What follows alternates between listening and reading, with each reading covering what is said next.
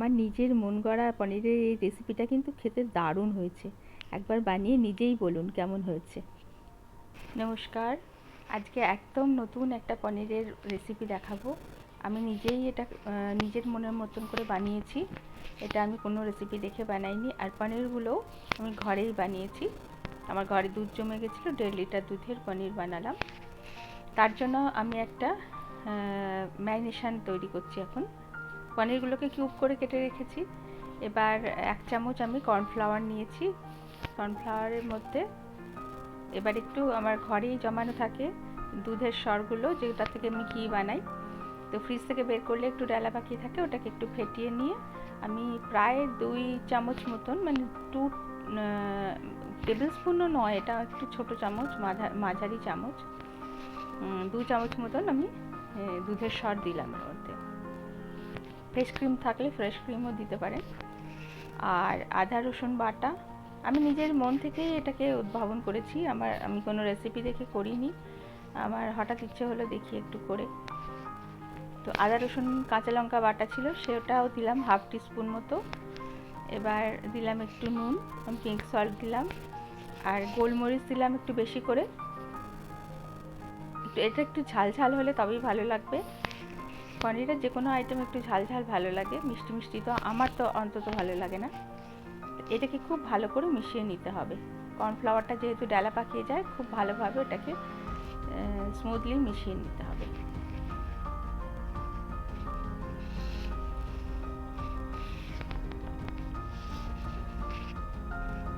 বানিয়ে দেখবেন একবার, দারুণ হয়েছিল খেতে, আমি নিজে অবাক হয়ে গেছিলাম।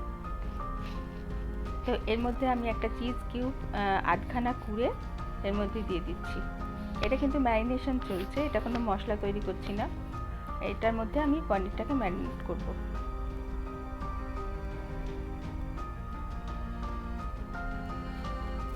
এই চিজটাকেও ওই ব্যাটারটার সাথে খুব ভালো করে মিশিয়ে নেব।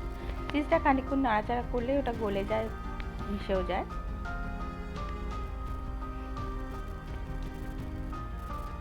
দারুণ একটা ম্যারিনেশন তৈরি হয়ে গেল। বাটিটা ছোট পড়ছিল, তাই আমি অন্য আর একটা পাত্রে পনিরগুলোকে ম্যারিনেট করব।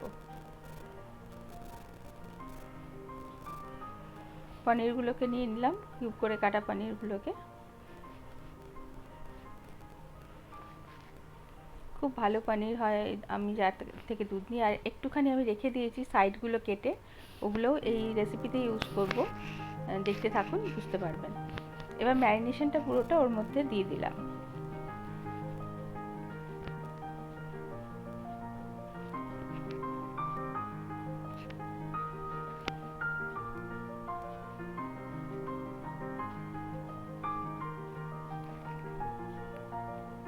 খুব ভালো করে এটাকে মেশাতে হবে, তবে খুব সাবধানে, যাতে পনিরগুলো তো খুব নরম, ওগুলো যাতে ভেঙে না যায়।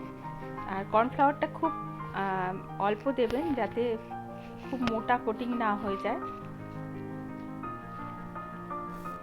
তো এটাকে খুব সাবধানে ভালো করে মাখিয়ে একটুখানি সময় আমি রেখে দিলাম।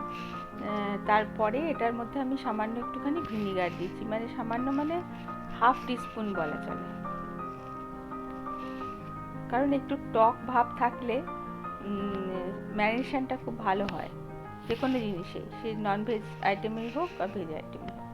এবার এটাকে ঢেকে রেখে দিলাম। তারপর খানিকক্ষণ পরে আমি একটা ফ্রাইং প্যান নিয়ে তার মধ্যে একটা কিউব দিলাম মাখনের। আর মাখনটা শুধু মাখনে ভাজা যায়, কিন্তু শুধু মাখন দিলে না, সেটা খুব তাড়াতাড়ি জ্বলে, মানে পুড়ে যায় আর লাল হয়ে যায়।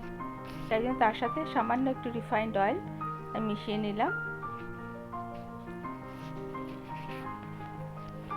মাখনটা গলে গেলে এবার পনিরগুলোকে একটা একটা করে আমি হালকা করে ভেজে তুলবো, আর খুব অল্প আঁচে, মানে একদম সিমে আঁচটা রাখতে হবে, নাহলে ওপরের কোটিংটা পুড়ে গেলে খুব খারাপ লাগবে খেতে। খুব সাবধানে একটা একটা করে পনির বা পুরো পনিরটাই আমি ঢেলে দিলাম, কিন্তু খুব হালকা হাতে এটাকে আলাদা করতে হবে, সব একসঙ্গে রয়েছে ম্যারিনেশনের মধ্যে। আর একটা একটা করে উল্টে উল্টে হালকা লাল হওয়া পর্যন্ত, হালকা ব্রাউন হওয়া পর্যন্ত এটাকে ভেজে নিতে হবে।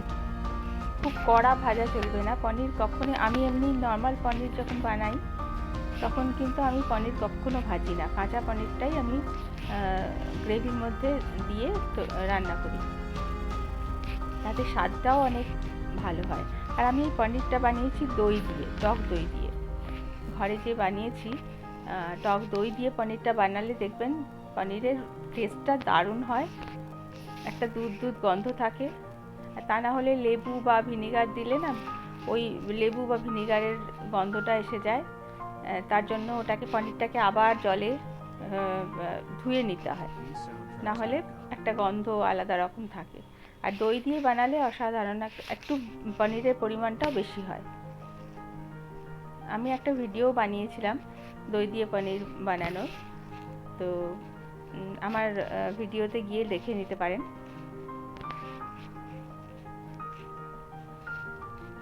ব্যাস পনিরগুলো ভাজা হয়ে গেছে। এবার মোটা মোটা করে কেটে রাখা কিছু পেঁয়াজ, রসুনগুলো গোটাই, কাঁচা লঙ্কাগুলো গোটা আছে, আমি ভাঙিয়েও নিই। পেঁয়াজগুলো শুধু একটু টুকরো করেছি কয়েকটা। তো এগুলো হালকা একটু ভেজে নেব, খুব বেশি কড়া করে ভাজবো না।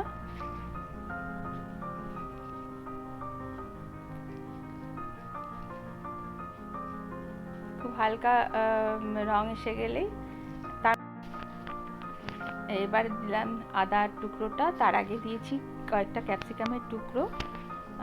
ক্যাপসিকাম খুব কম দেব, কারণ ক্যাপসিকামের ফ্লেভারটা সবসময় ডমিনেট করে যে কোনো ফ্লেভারকে, যেন খুব একটা বেশি দেব না। তো ফ্লেভারটা একটু চেঞ্জ করার জন্য আমি ক্যাপসিকামটা দিলাম।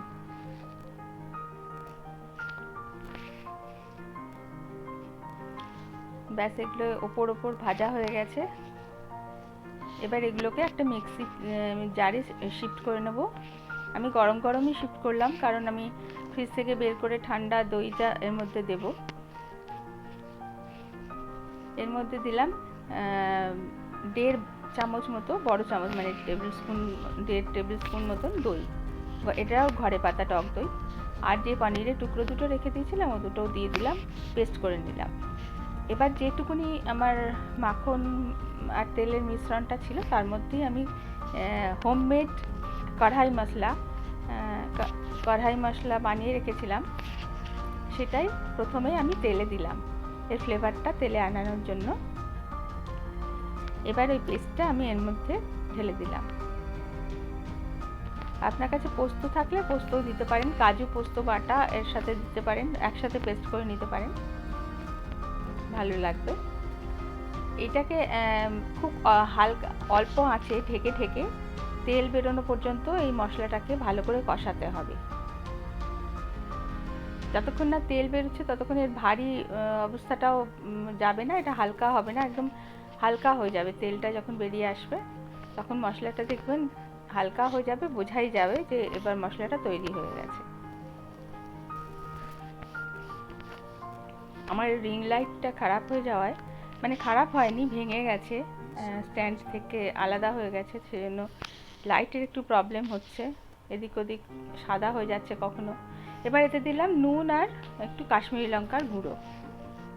ঝালটা সবসময় নিজেদের টেস্ট অনুযায়ী দেবেন। আমরা ঝাল খেতে পছন্দ করি, তাই ঝালটা যত রকমের ঝাল হয় সব রকম একটু একটু দিয়েছি। এতে হলুদ পড়বে না, কাশ্মীরি লঙ্কার গুঁড়োর জন্য যে কালারটা আসবে, ব্যাস ওইটুকুই।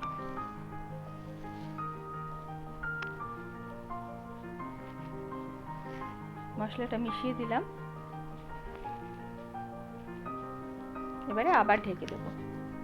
দেখুন ওপর থেকে তেল ছেড়ে এসছে আর সুন্দরভাবে মশলাটা রেডি হয়ে গেছে, বোঝাই যাচ্ছে একদম হালকা হয়ে গেছে মশলাটা, একটা গাঢ় ভাব ছিল সেটা কেটে গেছে।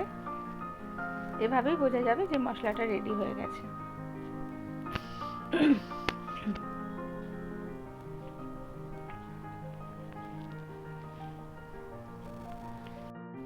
আর মশলাটা প্যানেও লেগে থাকবে না, তার সেটাও একটা প্রমাণ। সরি। এবার ওই যে ভাজা পনিরগুলো ওইগুলো এর মধ্যে দিয়ে দেবো।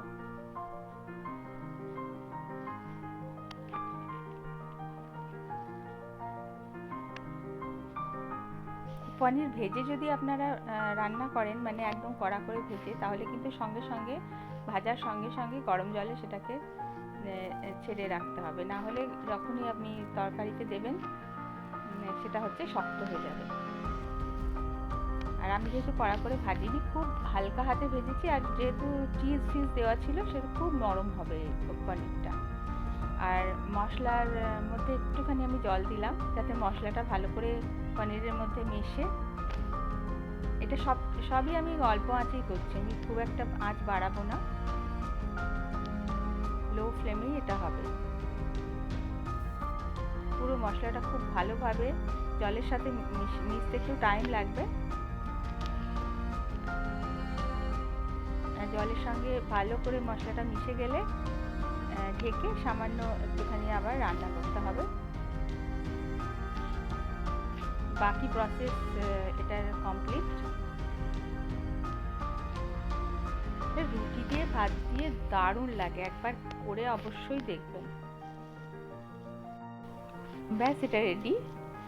একদম সুন্দরভাবে তেলগুলো ওপরে চলে এসছে, আর দেখতে কি সুন্দর হয়েছে।